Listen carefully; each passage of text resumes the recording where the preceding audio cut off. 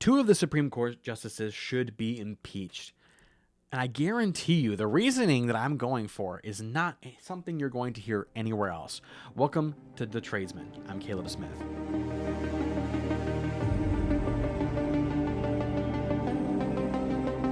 So first off, I kind of want to explain, before we get to why we're impeaching them, I want to explain what exactly the case was and why it matters to us tradesmen, why it matters to us that are the common people. Now, here's the point. Birthright citizenship came up, and what birthright citizenship is. Now, I had a debate and an argument in this last election time when someone texted me, and they're claiming to be Amar Campanajjar, which is one of the local guys around here, Congress, I think he's running for Democrat. And he was talking about how the Republicans are so horrible because we want to stop people from coming in across the border. And I remember thinking to myself, here's someone who wants my vote because I'm a union member, but he wants more illegals to come across the border, or doesn't want harsh border policies because it's just mean to people. And I was trying to say, well, okay, we already have a problem where people that are in the non-union side are willing to work for dirt, mainly because their expectancy out of life is so low that they are willing to put up with garbage in exchange for their skilled labor. And so that makes it very hard for people that say, I don't want that garbage, I want a good life, and I am skilled, and I want to have the payment for my skills, for my time, my training, my risk, everything. Okay?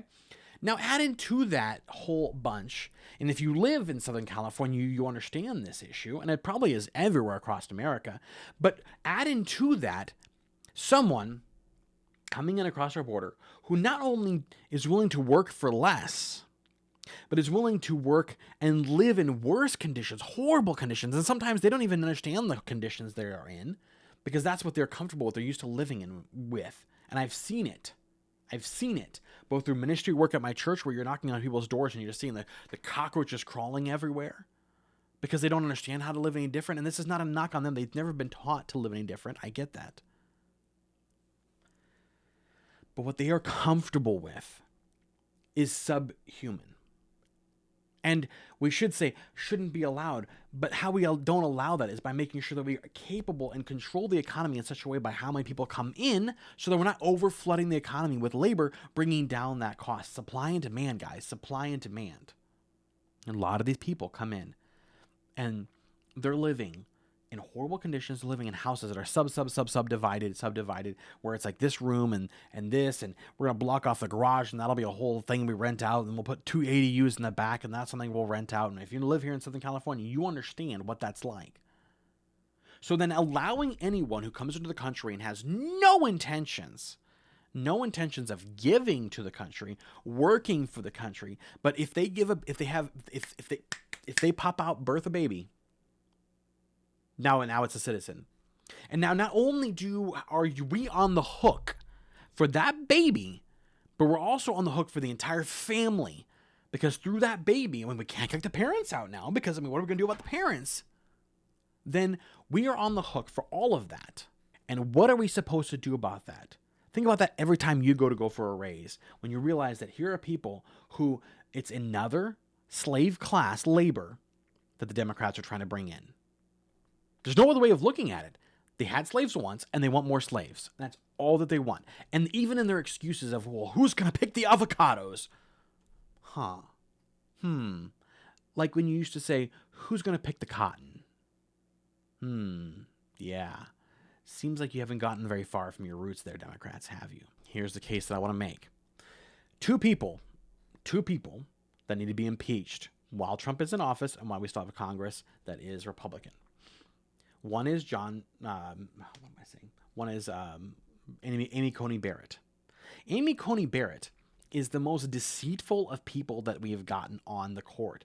One, because everyone defended her. All the conservatives defended her going into this because of what she was saying she was capable of doing, the logic that she was presenting, even some of her court history. Now, I understand there was some iffy stuff in there, and people were like asking some questions, sure, even at the time. I get that. But here's my problem is when you, and this we're going to start with her before we get to Chief Justice John Roberts. Her case, her reasoning for why we should allow birthright citizenship was because she feels bad. And dramatic pause here, okay? Wait, she feels bad? Basically was, well, how are we going to litigate this, and how are we going to figure out what we're going to do, and if someone's born here and they're the parents, and then how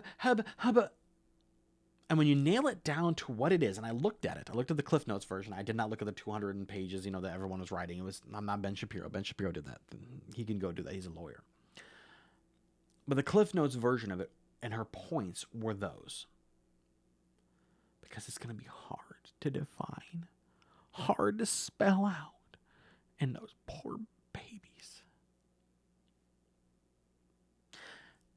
You should be impeached if you make a Supreme Court vote or decision based off of emotions. You want emotions? Go to Congress. Get a podcast. You can show lots of emotion there, right? I'm doing all my emotions here. But you should not be on the Supreme Court, the Chief Court. And I'm going to say, too, as someone who understands, from my side, I'm very irritated with my local congressman. I'm very irritated with all my senators and all from across the country who fail to do their job so things get sent to the Supreme Court to begin with, instead of them handling it in law like they should. And then it gets codified forever in the Supreme Court. And horrible, stupid decisions like this can happen. And that's Amy Coney Barrett. Why she should be removed. Absolutely. Because I don't want someone working off of emotions. I don't want, anyone else running on emotions when it comes to their job. Unless we're like an emotional support animal, which that's totally different. But especially not as a Supreme Court justice. It's ridiculous. Now, to John Roberts. John Roberts has not been a conservative since the beginning. John Roberts can't make up his mind which side of the law he's going to fall under. And here's my largest slap to your face as an American citizen in the year of our country 250. His court case, now let me pull you in closer so you can hear this. His court case decision for why we Americans should allow anyone who pops a baby out on our soil as an American citizen now is because England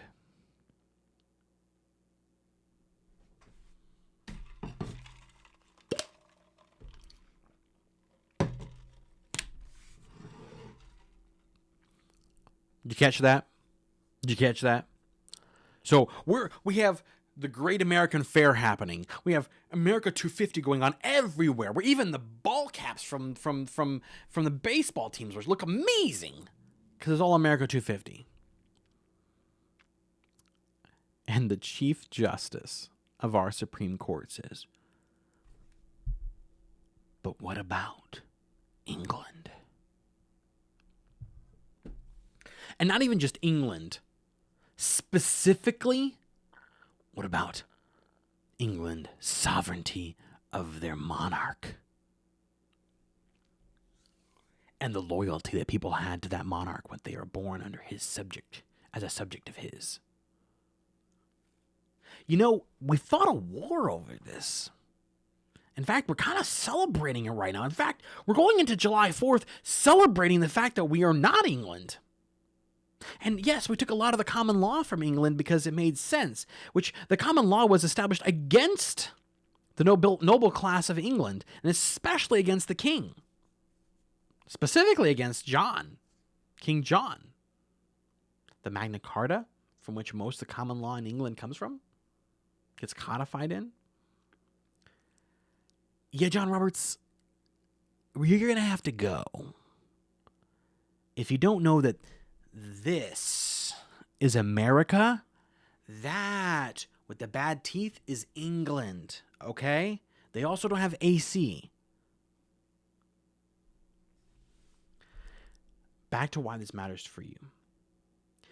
If we don't hold our congressmen their feet to the fire when it comes to this kind of stuff, we can kiss our freedoms and your job goodbye. And I have more to talk about when it comes to, I'm going to be doing a a Twitch stream, not this Saturday, but next Saturday. And I'm going to be covering, because this Saturday is 4th of July, so I figured no one wants to tune in for that. But I want to be covering data centers. There's a lot of stuff that's going on. And join me on that one. I'll be creating the channel. I already created the channel, but I'll be posting the channel there coming next Saturday. Come watch it. I like to interact with some people, get some back and forth. It'd be fun. I will get the date or the time established before the date comes up. But like, comment, and subscribe. I hope you understand that if we don't hold people to the fire, their feet to the fire, the people that should be taking care of this, the people that are our lawmakers, making them make the right decisions, then it gets thrown to the Supreme Court, and we know we can't trust them. Thank you so much for watching. I appreciate it. Like, comment, and subscribe. And one last thing before you go. Get some rest. I know you need it.